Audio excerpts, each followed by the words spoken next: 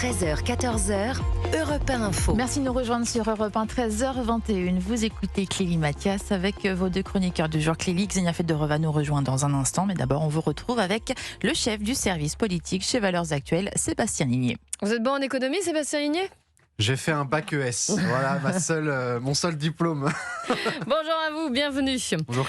On va parler d'économie, bien sûr, mais évidemment de politique, ça va avec. On va parler de ce chômage qui est au plus haut depuis 2021, ça c'est inquiétant.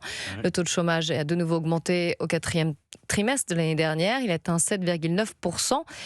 Cette hausse est notamment portée par la situation des jeunes et c'est ça qui nous inquiète encore plus puisque celui des 15-24 notamment augmente nettement 2,4 points sur un trimestre, 2,8 points sur un an et il atteint 21,5%.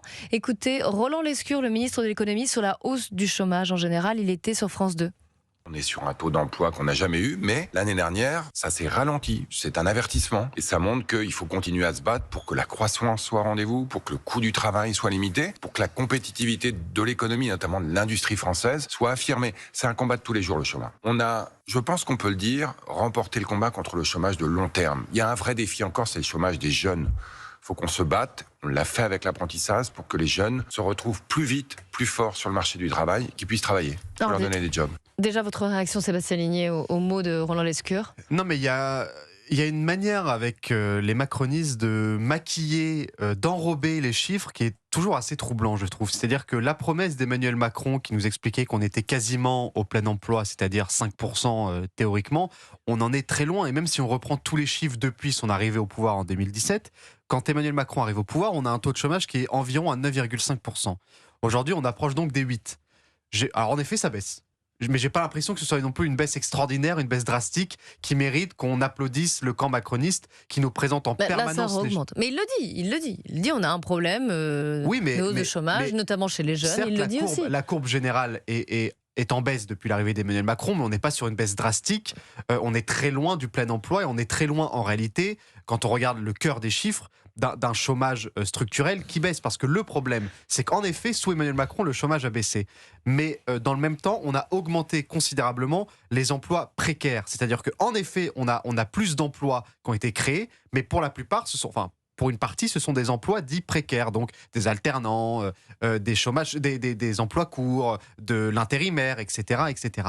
Donc en réalité, on ne peut pas dire que ce soit une situation économique extrêmement florissante pour la France d'avoir plus d'emplois qui sont une partie des emplois extrêmement précaires. Je reviens sur la situation des jeunes. Le taux de chômage qui augmente fortement, on l'a dit. Est-ce que c'est, à votre avis, un problème typiquement français ? Bien sûr, pour deux raisons. Déjà parce que ça met en cause notre système de retraite directement. C'est-à-dire que si, en France, vous avez plus de néo-retraités que de néo-actifs, la balance s'inverse et du coup, le système de retraite devient impossible à financer. C'est exactement ce qu'on vit maintenant depuis plusieurs décennies. Et ensuite, il y a un mal français dans la mentalité française, dans le rapport au travail français. C'est-à-dire qu'en France, on a dévalorisé les secteurs dits professionnels, les études professionnelles, les études manuelles, les travaux manuels. Le fait que finalement, un jeune faisait un lycée pro plutôt qu'un bac général, on le regardait mal. C'était un mauvais élève. Il n'avait pas le droit parce que la filière reine, les grandes études, c'était faire un bac général, puis ensuite une école de commerce ou d'ingénieur, et qu'il fallait un bac plus 5 avant de rentrer sur le marché du travail. Ça, c'est une erreur. Et quand vous regardez dans les autres pays, en effet, aujourd'hui, le premier emploi stable en France, il est quasiment à 27 ans. En Allemagne, c'est 23. Ça, c'est une différence notable qu'il faut corriger, en effet. Et donc, ça passe par revaloriser les filières professionnelles, expliquer que tout le monde n'a pas vocation à faire un bac plus 5 en communication ou faire des études à rallonge en université, dans des facs de sociologie ou d'histoire géo, et que parfois, en effet, en fonction des cursus, en fonction des critères personnels, pourquoi pas réorienter plus rapidement des enfants vers des filières pro pour des métiers qualifiés où là, il y a un besoin de main-d'œuvre extraordinairement élevé. Parce que je peux dire que dans les métiers manuels, là, il n'y a pas de chômage. Mais il manque des gens. Et vu qu'il manque des Français, on importe ces travailleurs de l'étranger. Voilà. La semaine dernière, le MEDEF avait fait des propositions sur davantage de flexibilité dans les contrats, notamment pour les jeunes. C'était surtout pour eux. Cela a été rejeté en bloc, à la fois par les syndicats et par les politiques, notamment par le gouvernement. Mais il y avait des propositions. Là, il n'y en a pas d'autres. Oui, alors je ne suis pas certain que la proposition du MEDEF aille réellement dans le bon sens parce qu'elle participe, donc ce sont des CDI qui peuvent être cassés Oui, très facilement. par l'employeur pour les jeunes employés et salariés. Ça participe directement à la précarité de l'emploi chez les jeunes. C'est-à-dire que si vous avez, même si vous avez un CDI, vous savez qu'il peut être cassé au bout de 3 mois sans aucune pénibilité pour l'entreprise, oui, ça crée un sentiment de précarité chez les jeunes. Donc ça n'avance pas du tout le schmilblick, si vous voulez. Non, ça d'accord, pour reprendre l'expression consacrée. Non, mais ça, je suis d'accord. Peut-être que ces propositions étaient imparfaites, mais au moins, ça avait le mérite de mettre le débat sur la table. Ah, mais bien sûr. Quelque chose. Là, vous avez raison, et c'est ce qu'on disait tout à l'heure, enfin, à l'instant, c'est qu'on n'en parle Parce jamais. Parce que ces propositions ont été enterrées, là. Oui. Et il n'y en a pas d'autres. On ne parle jamais, en effet, du travail des jeunes, parce que c'est un tabou, d'une certaine manière, parce qu'on considère que...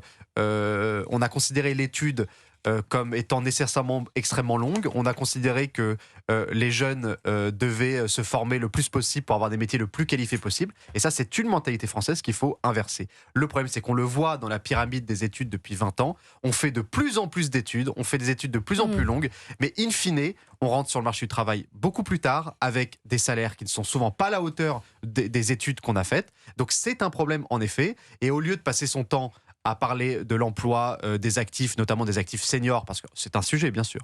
Mais au lieu de parler de comment réemployer des seniors de plus de 50 ans, il faudrait s'activer un petit peu plus sur comment on emploie des jeunes de 21 ans. On reste ensemble, évidemment. Je voulais vous poser la question sur Mélenchon et la France insoumise qui a été classée par le ministère de l'Intérieur à l'extrême gauche. On en parlera dans un instant. Et puis on reviendra aussi, bien sûr, car c'est mardi, c'est géopolitique, sur la guerre entre l'Ukraine et la Russie. Emmanuel Macron veut organiser avec les Européens le dialogue avec Poutine sans trop d'interlocuteurs, c'est ce qu'il dit. On verra justement ce que cela signifie et si cela est possible d'exclure les Américains. Xenia Federova nous rejoint tout de suite dans le studio d'Europe 1 Info. À tout de suite. Il est 13h28, excellent après-midi avec Clélie Mathias sur Europe 1.